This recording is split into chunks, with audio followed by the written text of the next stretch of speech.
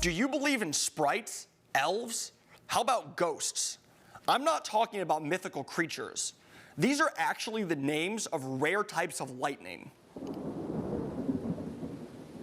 There are 8.6 million lightning strikes every day worldwide. But there's an elusive lightning phenomenon called a sprite, and it wasn't photographed for the first time until 1989. And they're like a lightning bolt, but much dimmer and much more broad and diffuse. And they transfer charge vertically. Look at this storm right here. Did you catch it?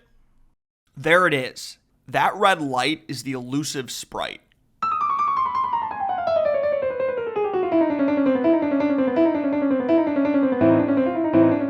Common ones include the jellyfish and blue jet. And what they are electrical discharges that propagate vertically above a thunderstorm straight up to the ionosphere. And like many things in science, they were predicted long before they were observed.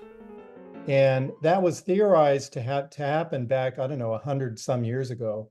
They're hard to spot, but your best chance at seeing one is over the top of a distant thunderstorm at night. From Greenville, Max Claypool, Storm Team 9.